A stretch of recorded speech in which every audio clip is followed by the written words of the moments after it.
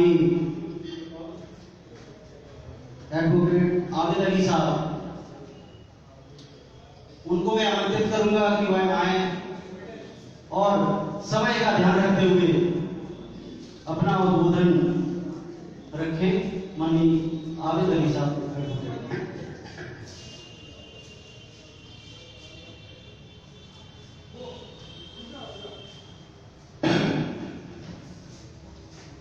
Programme की इस कड़ी में मैं देख रहा हूँ काफ़ी समय बीत गया और लमसम हर व्यक्ति को कुछ ना कुछ काम है। वक्त को देखते हुए मैं किसी का नाम नहीं लेना चाहता, लेकिन हर व्यक्ति जो बैठा हुआ है सब अपनी जगह साफ है। आज जो चर्चा हो रही वो संविधान दिवस पर चर्चा हो रही। संविधान दिवस 26 नवंबर 1949। ये संविधान दिवस हम लोग सन 2015 से मना रहे हैं। इसके पूर्व संविधान दिवस को हम लोग विधि दिवस के नाम से या कानून दिवस के नाम से मना रहे थे। दिनांक 19 नवंबर 2015 में भारत सरकार ने एक गजट पास किया और बोले कि अब इस विधि दिवस को हम संविधान दिवस के रूप में मनाएंगे। संविधान दिवस के रूप में मनाते हुए ये पर्व 2015 से आज 2020 में अत्यधिक तेजी से उभरता हुआ एक अंतर्राष्ट्रीय पर्व की ओर बढ़ते हुए ये आगे जा रहा है। और मैं ये समझता हूँ कि जिस तरह से ये पर्व अपनी ऊंचाइयों को छूता हुआ जा रहा है, आगे चल के ये राष्ट्रीय पर्व 15 अगस्त और 26 जनवरी की भांति सभी व्यक्तियों के लिए एक राष्ट्रीय पर्व के रूप में घोषित किया जाएगा।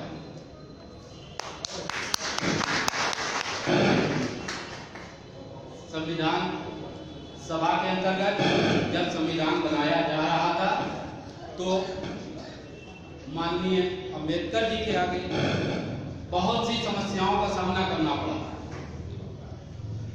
जब संविधान बनाया गया तो जैसा कि अभी हमारे डॉक्टर साहब जितेंद्र नाथ जी बता गए कि सरदार वल्लभ भाई पटेल ने एक कमेंटमेंट किया था कि मैंने डॉक्टर अंबेडकर के लिए संविधान सभा के दरवाजे क्या खिड़कियां और रोशनदान भी बंद कर दिए।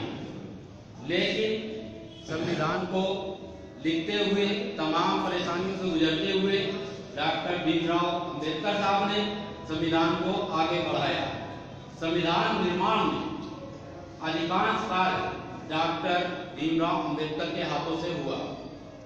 संविधान सभा के संपूर्ण जब संविधान सभा की बहस को हम संपूर्ण रूप से पढ़ेंगे तो हमें मालूम होगा कि संविधान बनने के बाद लगभग 26 नवंबर 1949 को समथिंग 6000 संशोधन विरोधी पार्टियां लेकर के आई थी और उन 6000 संशोधन में माननीय अंबेडकर जी ने डॉक्टर अंबेडकर जी ने 99% संशोधन के जवाब आपने दिए और आपकी हर बोली जाने वाली बोली को सुनते हुए उसी संविधान सभा के एक सदस्य ने आपको आधुनिक भारत का मनु कहा।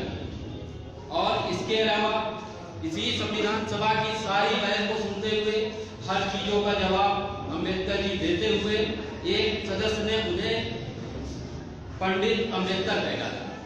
यहाँ तक कि जब संविधान सभा अपने हर काम से आगे बढ़ रही थी तो 23 नवंबर 1949 को ज्ञानी गुरमुख मुसाफिर साहब ने कहा कि भारत का संविधान एक समुद्र है जिसमें एक अच्छा गोताखोर के लिए भी बड़ी मुश्किल से अच्छे नगीने और मोती को छानकर मोती को जानकर उसकी पहचान करना असंभव है। ये ज्ञानी गुरमुख मुसाफिर साहब ने कहा। अभी हमारे प्रोफेसर आर.सी. धीमान जी ने हमें संविधान की प्रस्तावना की शपथ दिलाई। आप संविधान की प्रस्तावना में ही देखिए कि आपको सामने ही संविधान की प्रस्तावना में 3 प्रकार के न्याय मिल रहे हैं: सामाजिक न्याय, आर्थिक न्याय और राजनीतिक। 5 प्रकार की स्वतंत्रता आपको दी जा रही है, जिसमें आपके सामने विचार की स्वतंत्रता, अभिव्यक्ति की स्वतंत्रता, विश्वास की स्वतंत्रता, धर्म की स्वतंत्रता और उपासना की स्वतंत्रता। ये सब कहाँ से आया? ये डॉक्टर माननीय भीमराव अंबेडकर के दिमाग की उपज थी। डॉक्टर भीमराव अंबेडकर से संविधान सभा में एक सवाल किया गया था कि आप इतने ही ज्ञानी हैं तो आपने अन्य देशों के संविधान से उनकी चीजों को क्यों लिया? आपने स्वयं के दिमाग से क्यों नहीं संविधान लिखा?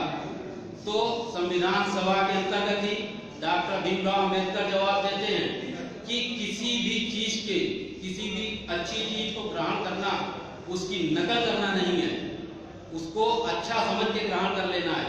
मैंने कॉपीराइट नहीं किया है, मैंने हर जगह की अच्छी चीजों को लेकर के अपने यहाँ समाहित किया है। जिस समय पंडित जवाहरलाल नेहरू उद्देशिका बना करके लेकर के सामने आए तो सबसे बड़ी समस्या शुरू हुई कि उद्देशिका कहाँ से शुरू हो, ये प्रियम्बल कहाँ से शुरू हो। तो माननीय अंबेडकर जी ने अमेरिकी संविधान वी द पीपल से ये वर्ड लेकर के भारत के संविधान को we the people of India से शुरू किया। इसी प्रस्तावना को संविधान सभा में देखते हुए, संविधान सभा की प्रस्तावना की प्रशंसा करते हुए एक सदस्य ने कहा था कि यह प्रस्तावना संविधान की जन्म कुंडली है। इसी लाइन में ठाकुर भार्गव जी ने संविधान सभा के बहस के दौरान कहा कि संविधान का महत्वपूर्ण भाग अगर कोई है तो वो संविधान की प्रस्तावना है। जी, संविधान सभा अपने विचार व्यक्त करते हुए के सांथनम ने कहा था कि भारत के संविधान की जानकारी विश्वविद्यालय में दी जानी चाहिए। के सांथनम जी के अपने विचार थे कि भारत के संविधान की जानकारी विश्वविद्यालयों में दी जानी चाहिए। अभी लेटेस्ट में परसों की ही बात है, इलाहाबाद हाईकोर्ट ने एक रिट खारिज किया, उसमें एक याचिका डाली गई थी कि गीता को कंपल्सरी सब्जेक्ट बनाया जाए और हाईकोर्ट माननीय इलाहाबाद ने ये देखते हुए कि ये क्या बात करते हैं आप, उसको खारिज कर दिया। यहाँ पर अगर ये रिट डाली गई होती कि कॉन्स्टिट्यूशन को कंपल्सरी सब्जेक्ट बनाया जाए और हर व्यक्ति को पढ़ाया जाए तो समथिंग वो रिट पॉसिबल हो जाती है, एक्सेप्टेबल होती है। तो इस प्रकार से देखते हुए हम ज़्यादा समय ना लेते हुए आपसे विराम चाहेंगे। जय हिंद, जय भारत।